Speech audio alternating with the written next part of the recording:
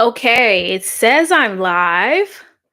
I think I'm live. Let me post and tell the people. Um, I have not been doing a good job letting folks know that I've been going live. I've been finding that I really enjoy doing live stream content because it lets me or allows me to teach um and get real-time feedback. So you'll see more of these. Maybe I can get my assistant to help me out tomorrow.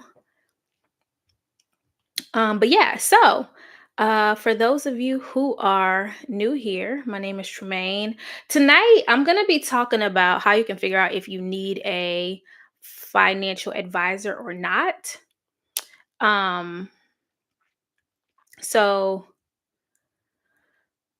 that'll be what we are diving into. And if you're watching this on the replay, skip forward like maybe 2 minutes or so um, until I get to the content.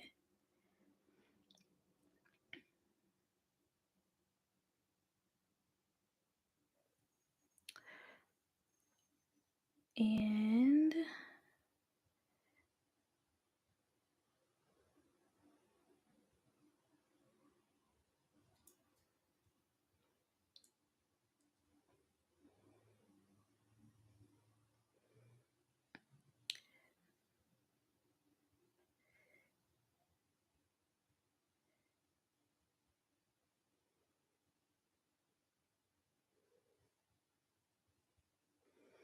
we will see how this works out.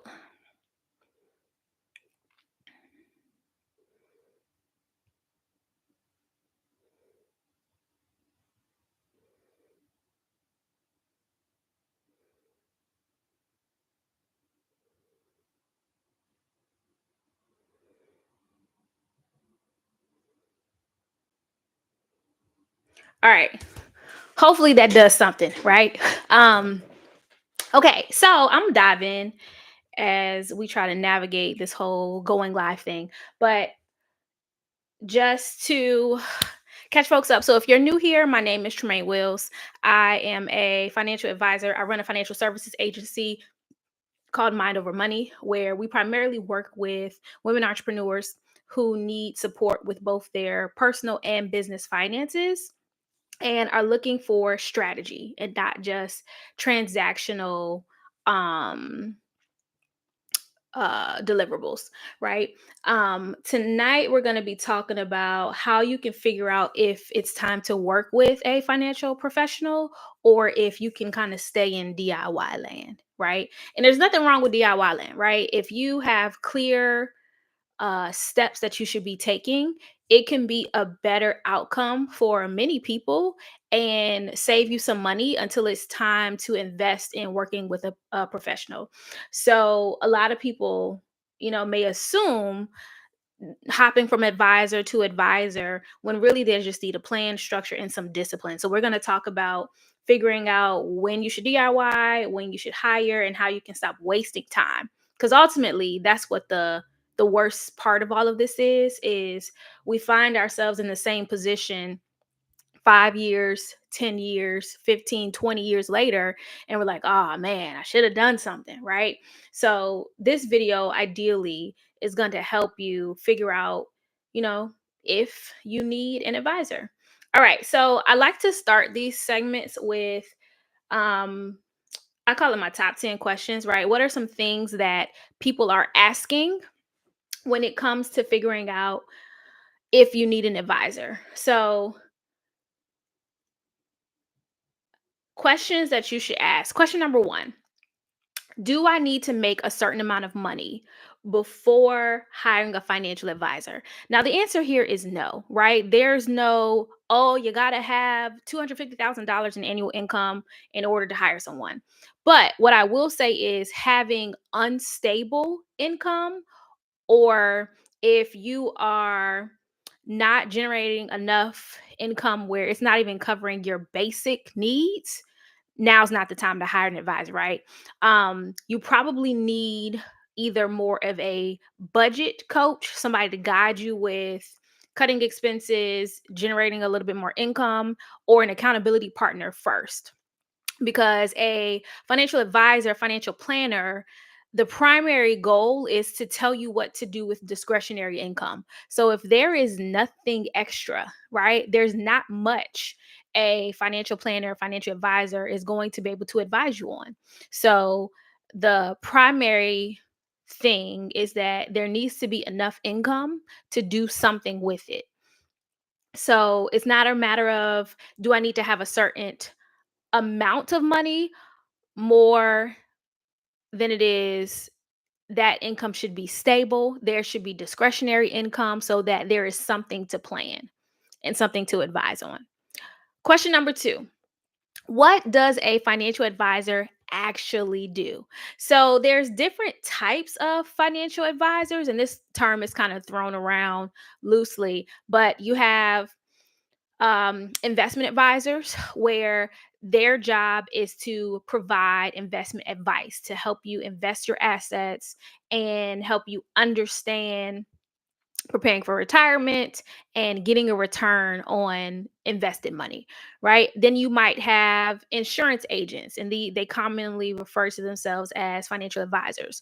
And their job is going to be finding you products, leveraging insurance products that can help you accomplish any goals that you might have. So they might do this through term or permanent insurance, right? And so you'll come across different types of insurance agents um, that use the term financial advisor.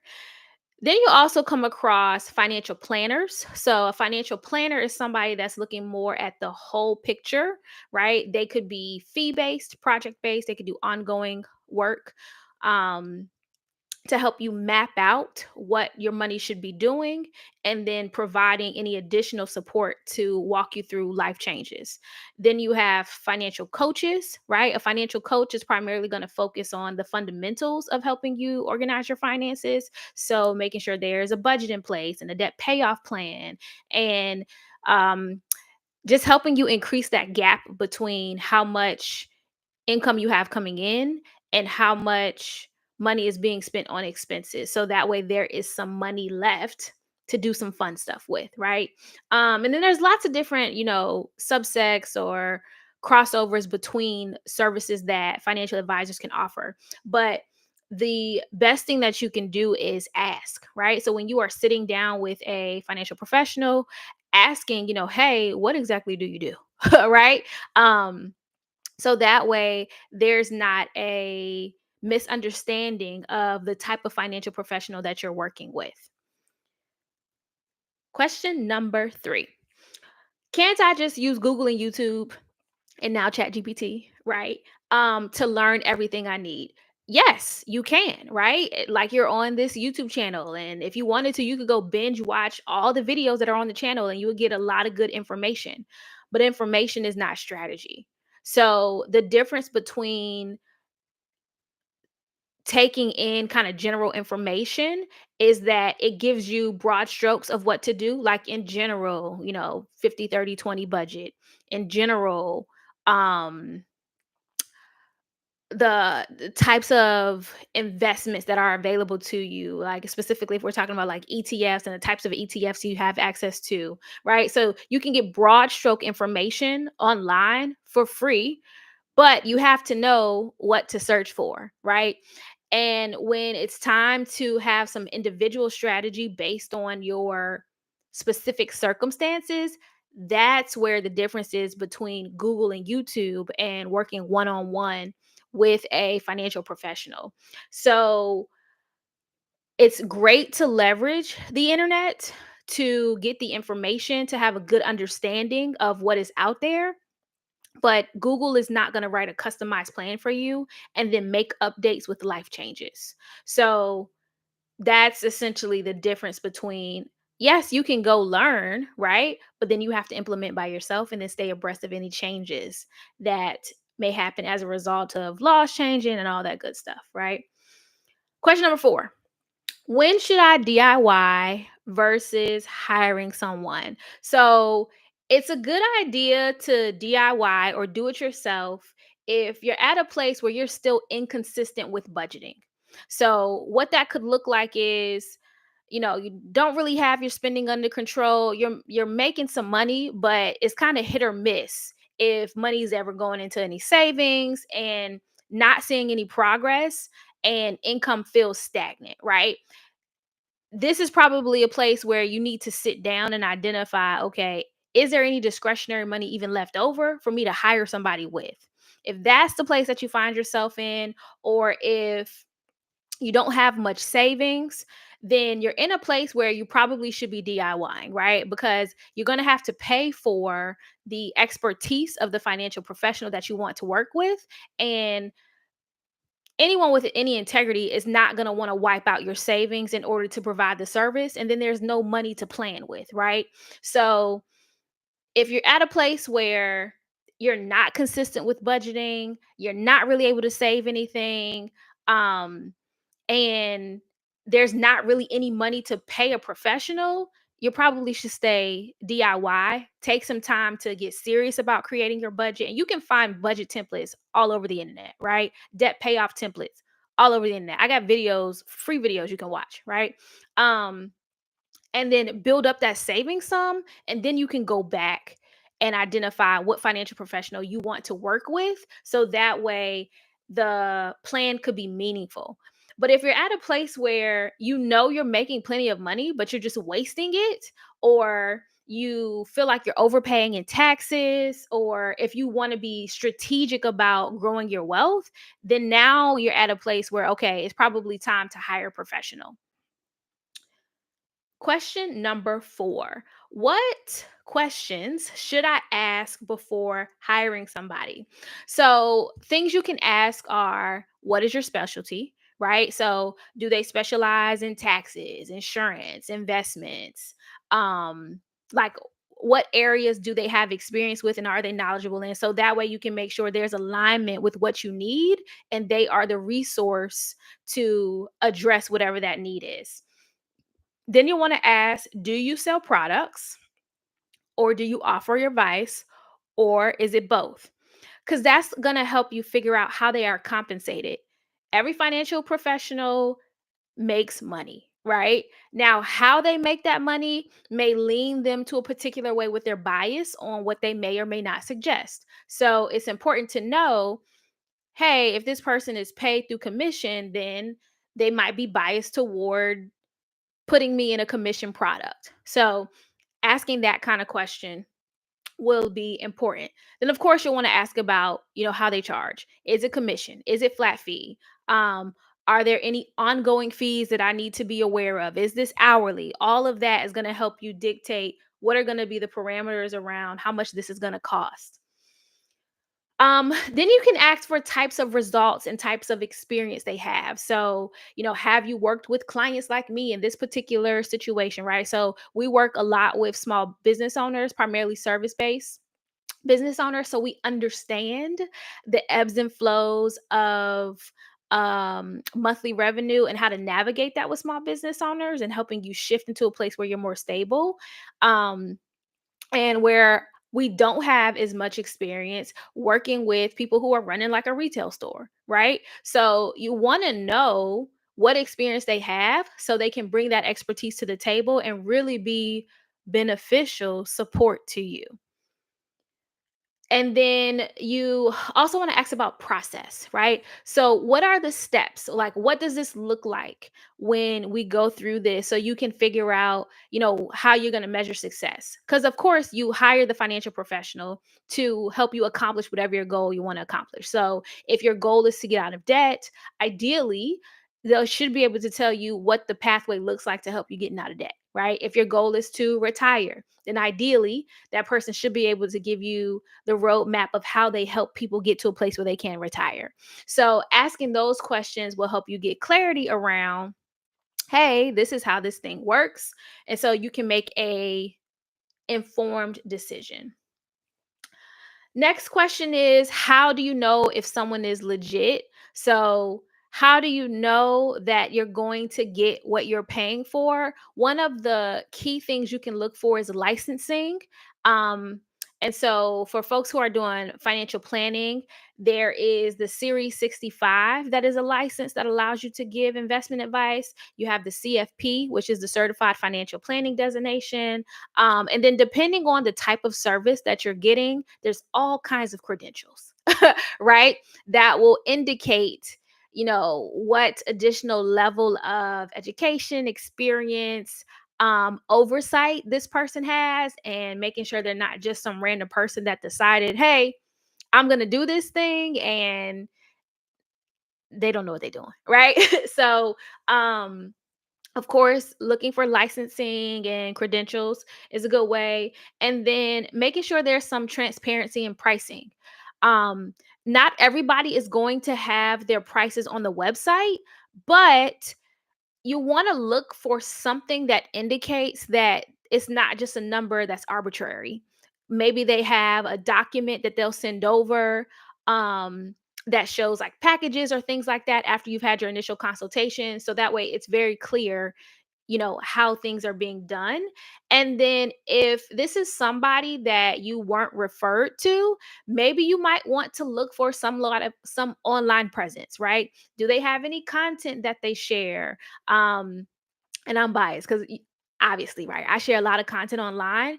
um but you'll want to make sure that you can identify a way to see if they're actually knowledgeable about what they're talking about and not just selling, right? um Unfortunately, there are many great marketers.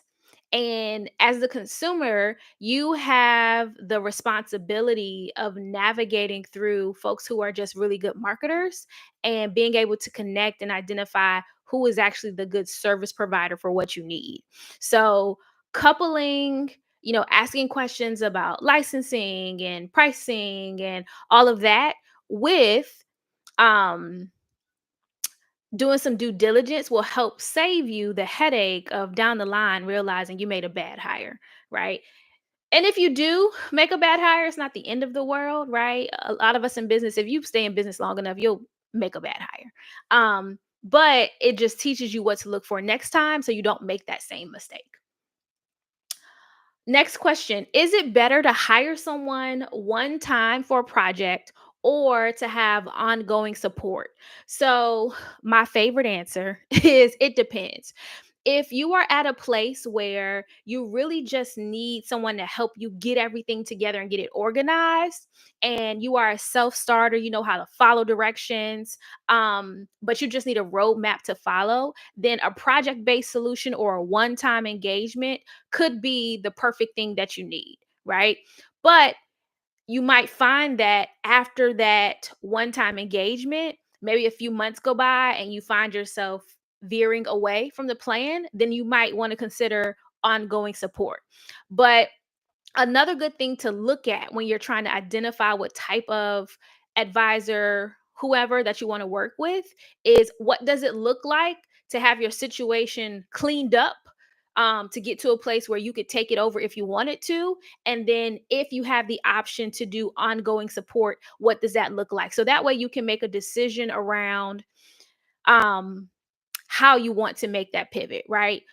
Because sometimes we think we need ongoing support when really we just need some clarity around, hey, what should I do? Right? What are those first steps I need to take?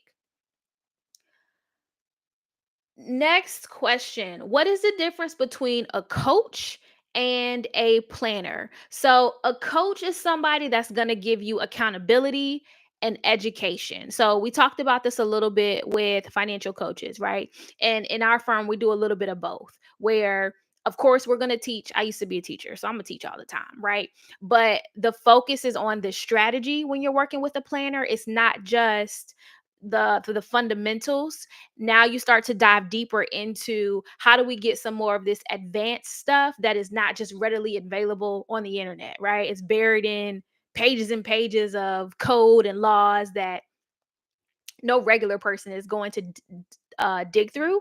But a coach is really going to be more, um, checking in to make sure you stuck with the budget, make sure you stuck with the budget plan, make sure you stuck with the debt payoff plan, right? Where a planner is going to be identifying where you are in different life stages. And if there's anything we should be mindful of in the next 3 years, 5 years, 10 years, whatever, and then preparing for those particular instances. So, depending on where you are in your journey, there might be a season where a coach makes more sense than a planner, right? So, you could find yourself in a season where you need some accountability because, hey, I got to pay off this debt.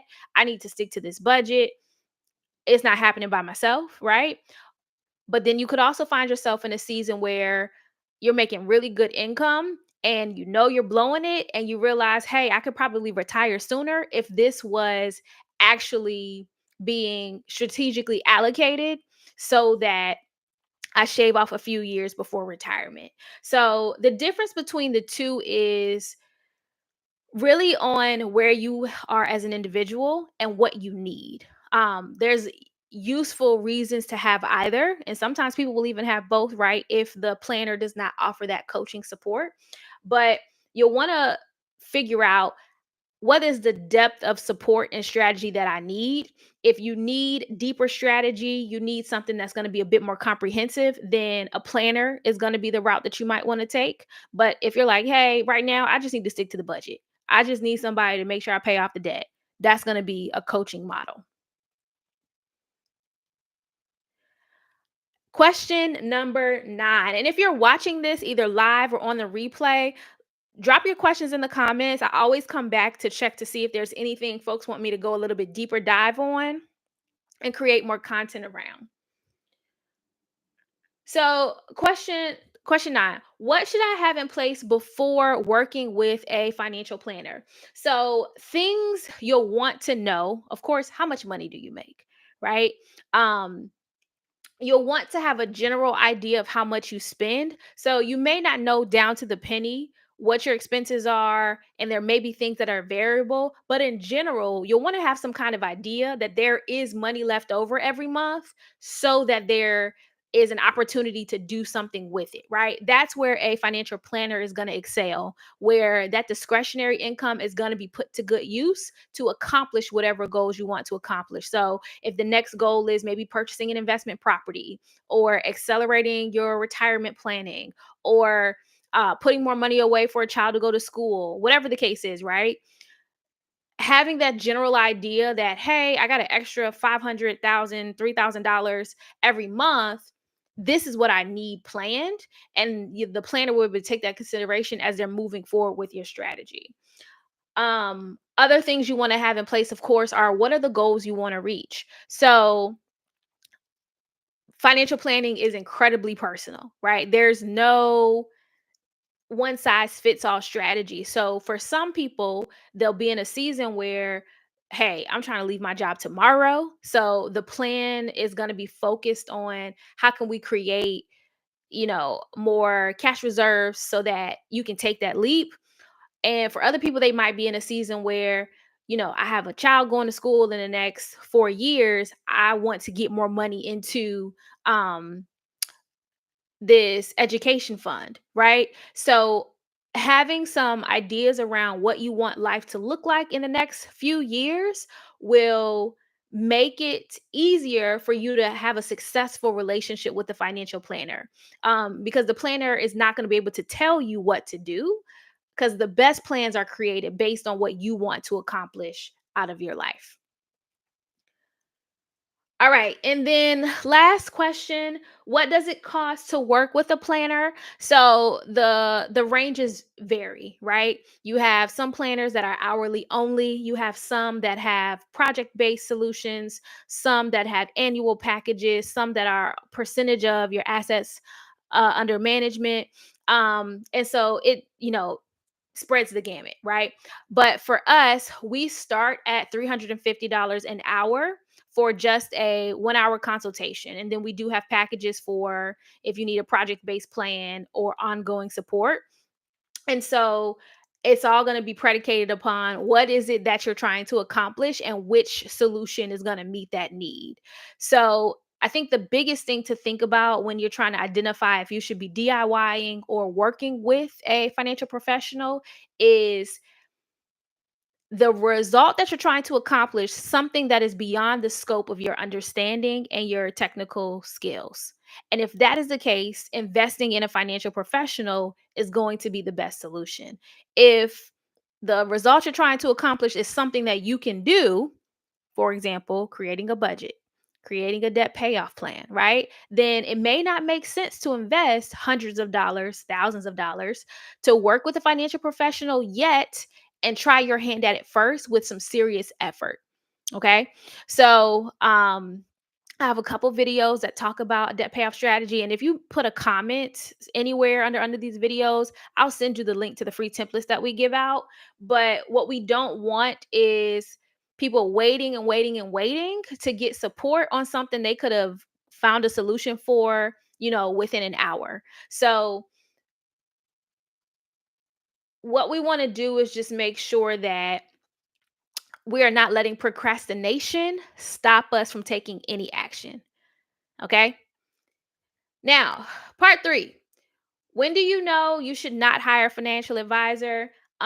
These are some things where you probably need discipline more than you need a planner. So if you're at a place where there's no emergency fund, it's not time to hire a planner yet. Your priority should be, hey, I need to get some savings in here because it doesn't make sense to spend thousands of dollars to hire somebody and I don't have money available in case of emergency. If there is inconsistent income, so if some months you're making just enough to get by and other months you are relying on credit cards, probably not the time to hire an advisor because that's only going to exacerbate the problem. If you are not tracking your spending at all, then it's probably not time to hire an advisor yet. Now you need to probably start with a budgeting app. Monarch Money is a really good one, and I'll drop the link to our extended trial to test that one out. But tracking your spending is like the first step of making sure you have really good financial habits. And if you aren't doing that yet, probably skipping to an advisor is not the best thing. And then the last part is if you have no idea of what you want to accomplish working with an advisor, right? Because then you won't have a way to measure if it's a successful relationship. So when we enter into engagements with our clients, we always are identifying what is going to be the outcome a year from now. So that way there's something that we're chasing and we can identify and measure success. So for you going into a relationship trying to figure out, how do I know if working with this advisor is successful? And it needs to be something that's more than just, hey, I got this plan in place. It should be something that is in alignment with your values and whatever else you wanted to that relationship to accomplish. All right. So I did a lot of rambling today. Hopefully, this gave you some deeper insight on how you know if you should be DIYing or if it's time to work with a financial professional to help you navigate your personal finances. But if you're watching this and you're like, hey, I still don't know what to do, you can hop on a complimentary call. The link will be in the comments where free 20 minutes we can talk through, hey, what would next steps look like, and does it make sense for you to work with a financial professional, or are these the steps you need to take to DIY this, do it yourself, and not waste any money. So if you enjoyed this video, be sure to like, comment, subscribe, all the stuff you're supposed to do on YouTube. So that way we can share this and get in front of more people. And I'm going live every single day in April for Financial Literacy Month. I kind of just decided to do it, right?